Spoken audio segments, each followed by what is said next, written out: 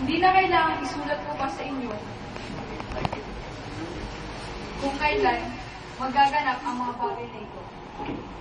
Sapagkat, alam na ninyo, ang pagdating ng araw ng Panginoon ay tulad sa pagdating ng magnanakaw. Kapag sinasabi ng mga tao, iwasay at panatag ang lahat, biglang darating ang kapahamakan. Hindi sila makakaiwas sapagkat ang pagdating nito'y tulad ng pagsumpong ng pagdaramdam ng babaeng manganganak. Ngunit, hindi kayo nabubuhay sa kaisipan.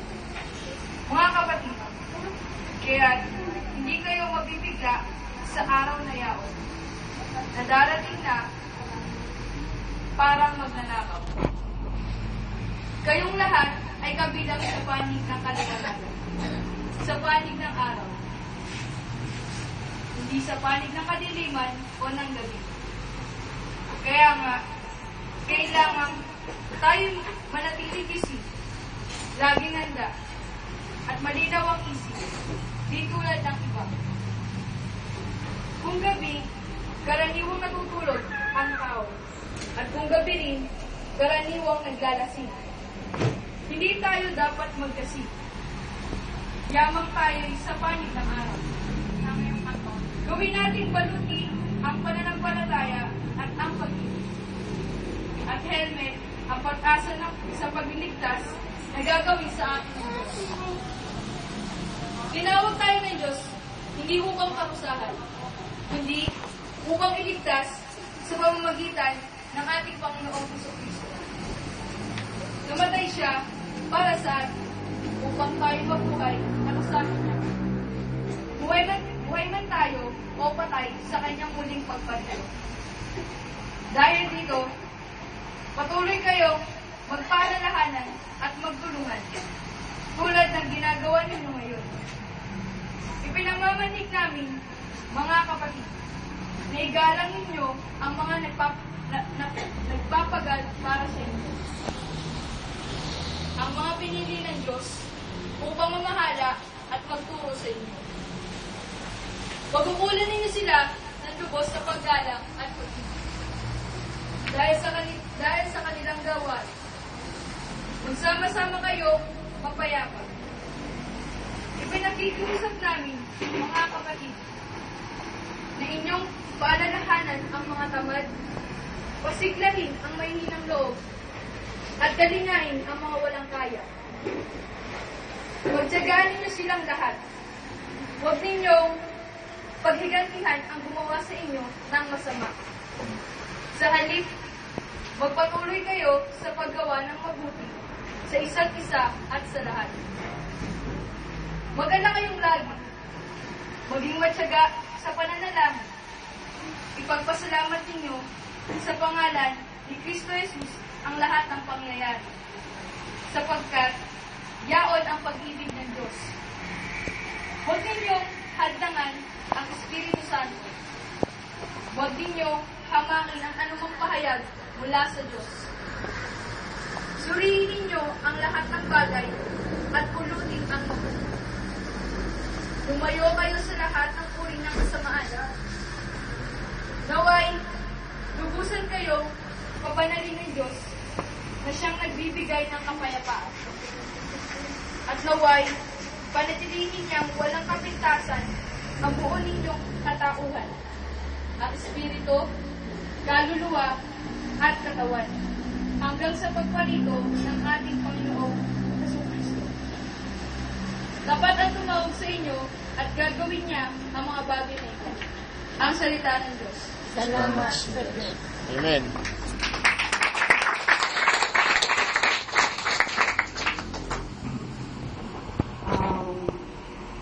Bago po tayo magpatuloy, meron lang po tayong ihahayag. Yung pong nagbasa o bumasa ng salita ng Diyos ngayon ay namatayan ng ama, si Blaze Tang. So, pumanaw ang kanyang ama yesterday morning. So, bigyan natin sa kanya ang ating pakikadalamhati. Sapagkat ganun pa man, narito pa rin siya para purihin ang Diyos. Yeah!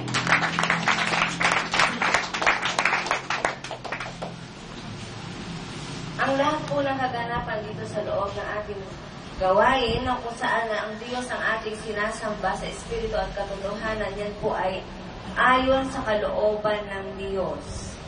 Ayon po sa nais ng Diyos ang lahat ng mga nangyayari. Kaya kung meron pong kalungkutan na nagaganap na hindi inaasahan ng bawat isa, pinapaalam ko ng banal na Espiritu na siya po ang merong nais na mangyari yun. Amen. Para po sa kay Grace, ang buong mga pakikidalamhati na narito ay ipinararating sa iyo sa mga oras na ito. Amen. So, dalawa na po lingkod ng Diyos ang nagdalamhati. Noong nakaraan pong buwan, si Sherwin, nawalan din ng ama.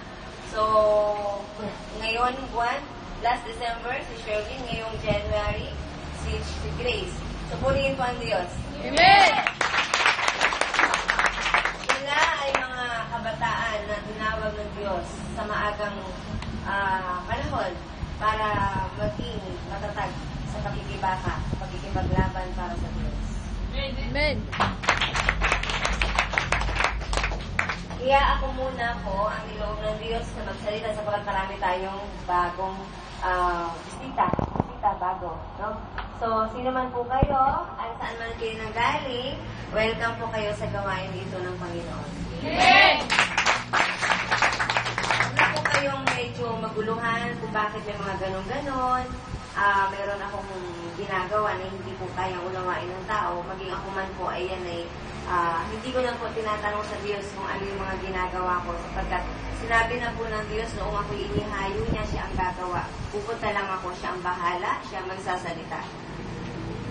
So, para po sa mga bagong dating, makinig lang po kayo. Antayin nga po ang kailangan, dalawa, tainga at saka mata, no? Kung meron po kayong nararamdaman pangangailangan ng inyong katawan, pangangailangan kalikasan, pwede po kayong exit at i-assist po kayo ng ating mga kabataan dyan.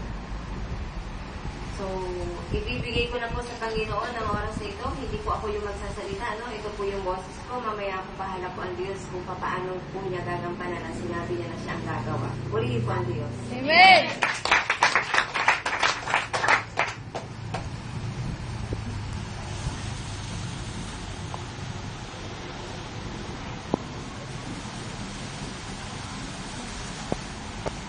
Nais kong ipaalam sa inyong lahat na ang isang kabataan na nawala ng ama ay mahal na mahal ko. Amen.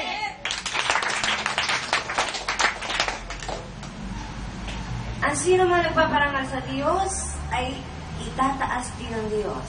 Amen. Gusto kong ipaalam kay Grace na anak, pagpuri ka, tanggap ka na sa langit. Amen.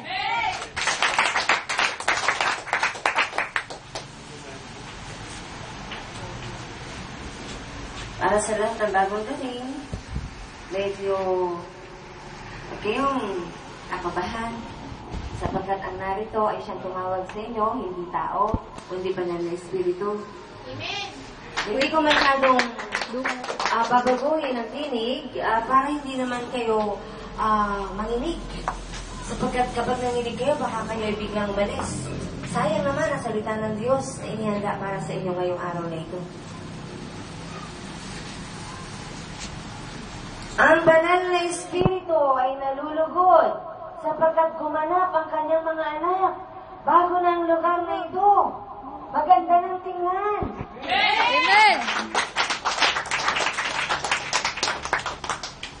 So yan ay dahil sa inyong pananampalataya.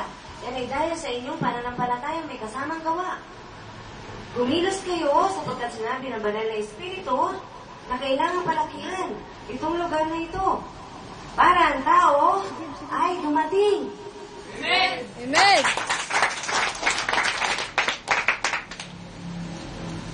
Kim?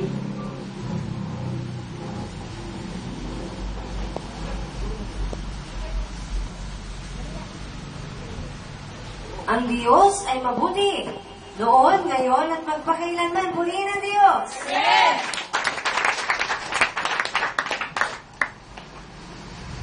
Ano ang sabi ng salita ng Diyos? Magpaalalahanan kayo. Ang sino mang malakas na sa pananampalataya, pagtiyagaan niya, mahina pa.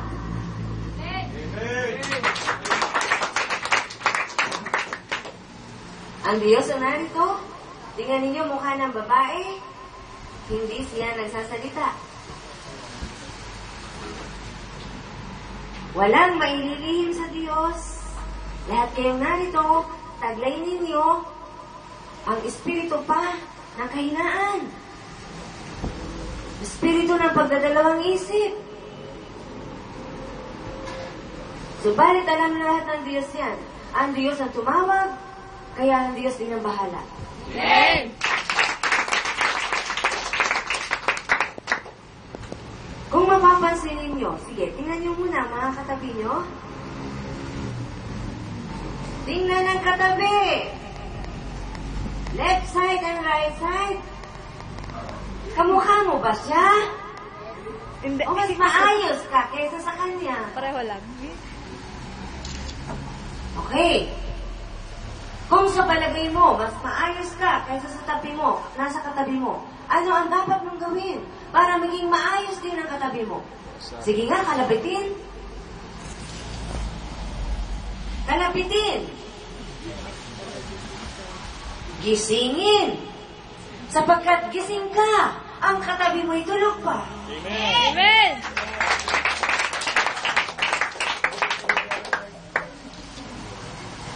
Kinig lang. Walang makakaunawa sa Espiritu ng Diyos, kundi yaw lamang pinagkalooban ng Diyos ng kanyang Espiritu. Amen. Kaya huwag kayong magtataka kung hindi nyo nauunawaan na nangyayari ngayon. Simple lang yan. Wala pa sa inyo ang Espiritu ng Diyos. Kaya ano ang gagawin nyo? Makinig lang kayo sapagkat tuturuan kayo nang siyang tumawag sa inyo.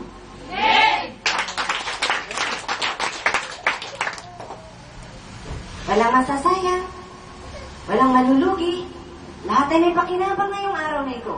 Amen. Sapagkat ang tunay na kapakinabangan ay ang makinig ka sa salita ng Diyos.